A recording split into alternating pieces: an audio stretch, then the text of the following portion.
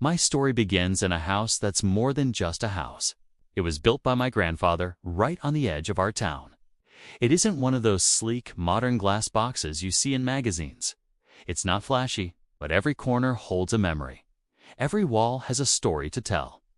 It's where I grew up, where my family's roots run deep.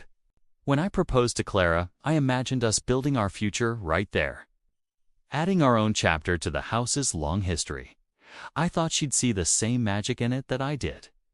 But when she visited for the first time, she just smiled politely and said, "It's quaint."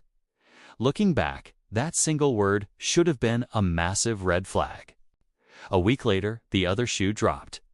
We were having coffee, and she just came out with it, completely casual.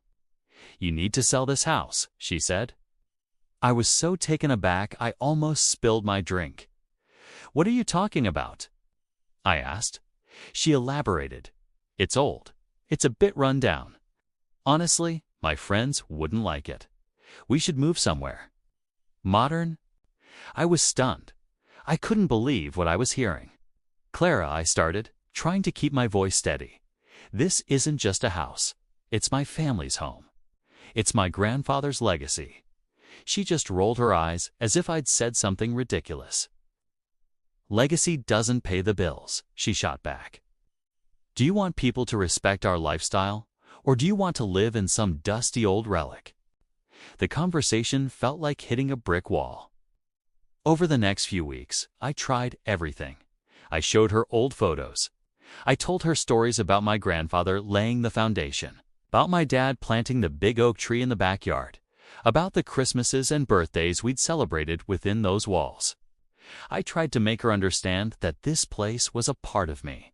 But she wasn't listening. Every time I brought it up, she would shut me down with the same line. "If you really loved me, you'd do this for us. It's either the house or our future. You can't have both." It was an emotional trap. I felt like I was being forced to choose between the woman I loved and the very essence of who I was. Her attitude started to change in other ways, too. She stopped wanting to visit my family, claiming they were too attached to the past. She showed zero interest in the town I grew up in, calling it boring. She was slowly isolating me, making me feel like my entire life before her was something to be ashamed of, something to be discarded for her approval and the validation of her friends. The tension just kept building, hanging over us like a dark cloud. Finally, one rainy evening, it all came to a head. She stood in the doorway, her coat on, and gave me her final ultimatum. "Decide right now," she said, her voice cold. "Sell the house, or I'm walking out that door and never coming back." In that moment, everything went quiet. I looked at her, then at the rain streaming down the window panes. My gaze drifted to the old photographs hanging on the living room wall. My grandfather, smiling proudly on the day he finished the house. My parents, laughing on their wedding day in the backyard. Me as a kid, covered in mud and grinning from ear to ear. These weren't just pictures. They were pieces of my soul.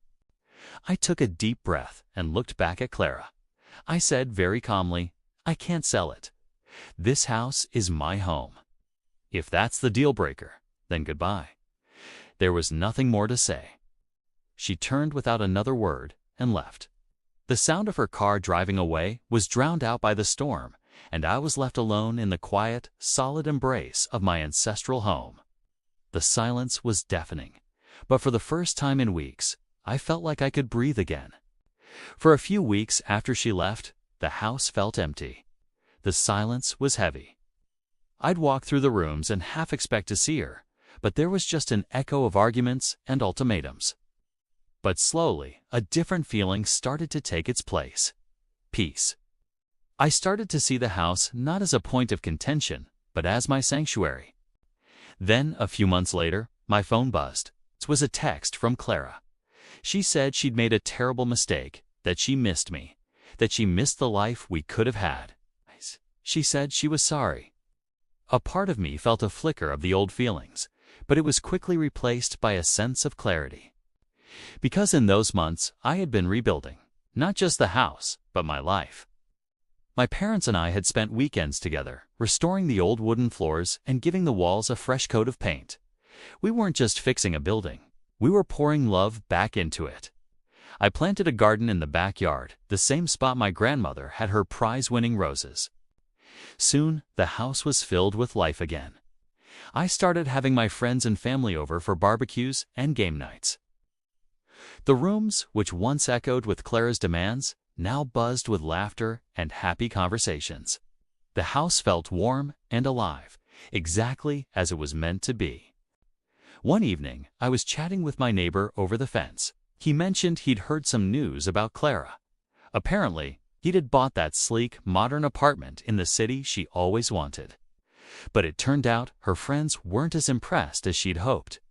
She hated the building's soulless vibe and, ironically, felt incredibly lonely surrounded by all those people. She ended up selling it at a loss.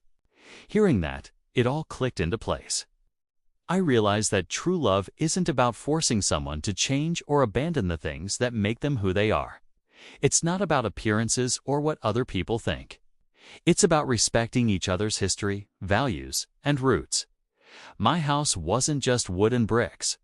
It was a living, breathing part of my family's story and my own identity. And I learned that you should never let anyone ask you to trade your soul for their approval. It's a price that's never, ever worth paying. Thank you so much for listening to my story. It's a personal one, but I hope it resonates with some of you. If you enjoyed it, please hit that like button and consider subscribing for more stories. I'd love to hear your thoughts in the comments below. See you next time.